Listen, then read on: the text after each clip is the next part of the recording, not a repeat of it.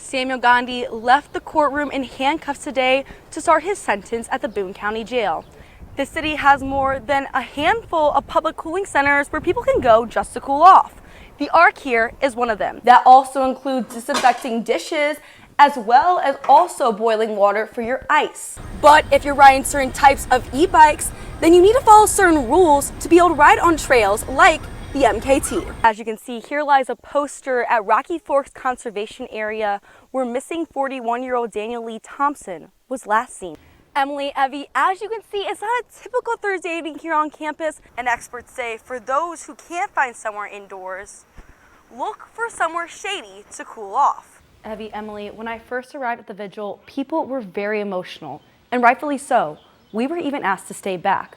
Emily and Evie, the two transgender bills that Governor Parsons signed today were originally not on the agenda that Parsons' office released last week.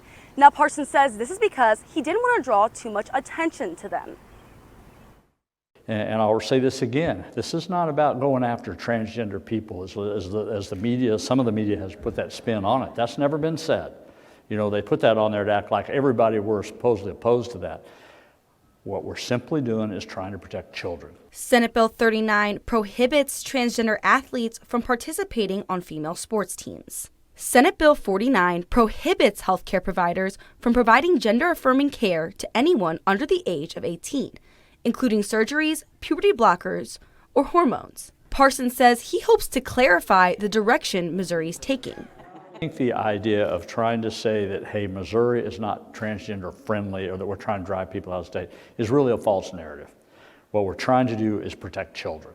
Despite Parsons saying his decision is not an attack on the transgender community, some transgender advocates disagree. If you really were concerned about protecting children, where are the bills that attack gun violence in schools? Where are the bills that, uplift children that are living in poverty? Robert is with the group Promo, an LGBTQ advocacy group. He says although Parsons' signing did not come as a surprise, his timing did. What did come as a surprise is him intentionally doing it during Pride Month, a time when we should be collectively celebrating and uplifting queer joy.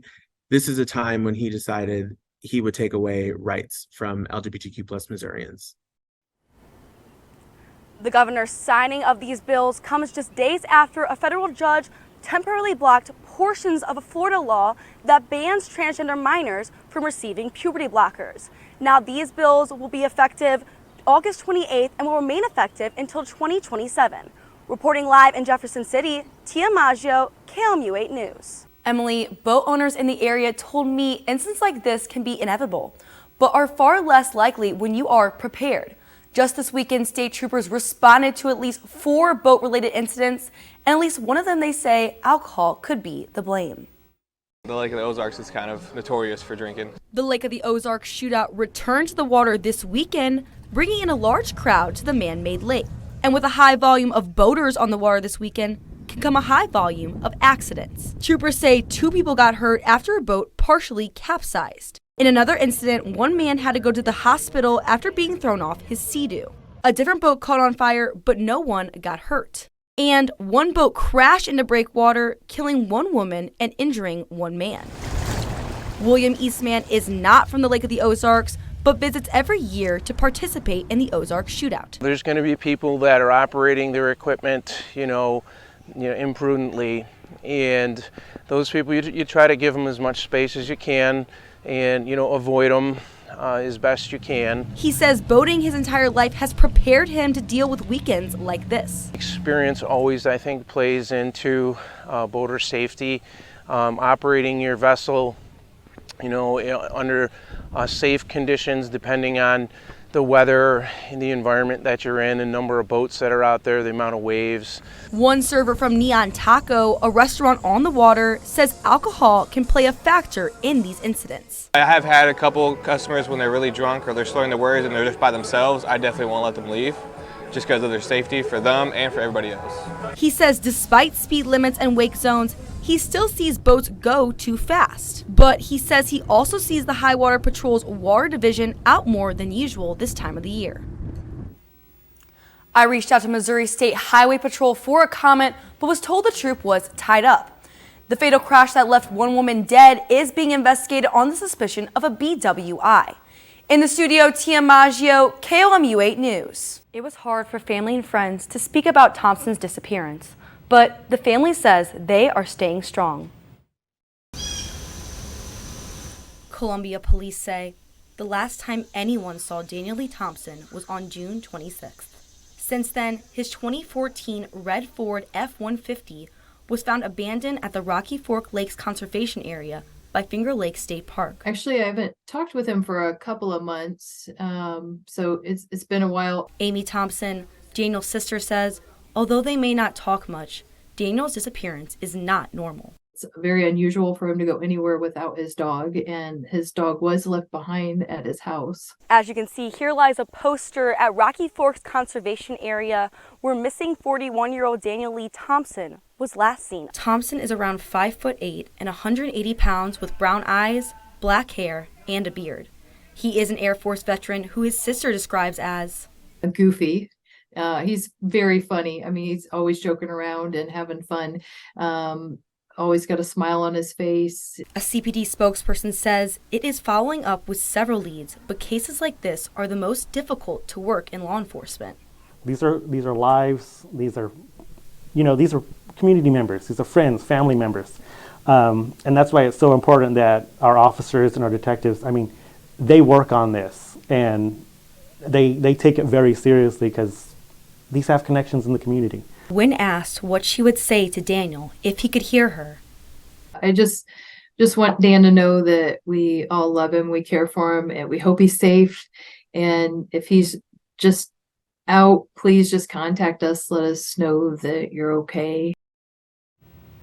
Amy also urges people to help get the word out about Daniel through social media.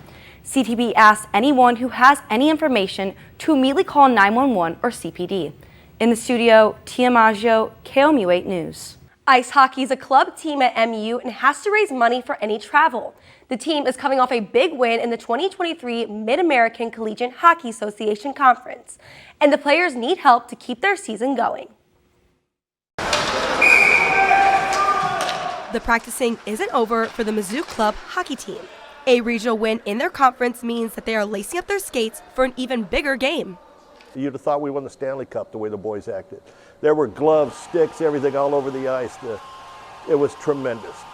That win qualifies the team for the American Collegiate Hockey Association National Championships, the first time ever in the program's history.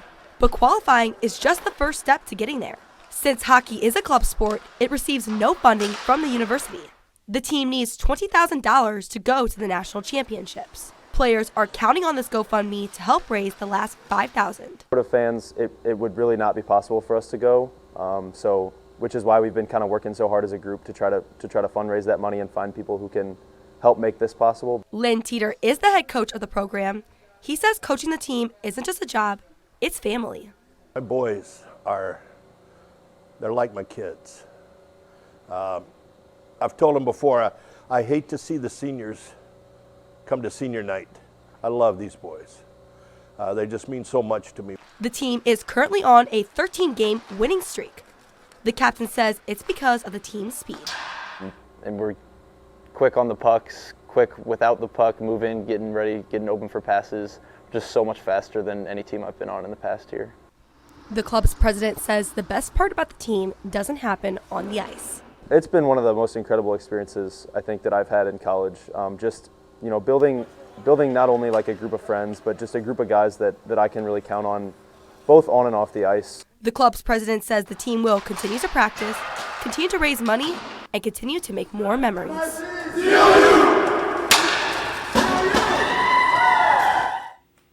The national championships will be held March 16th through the 21st in Boston. In the studio, Tia Maggio, KOMU 8 News.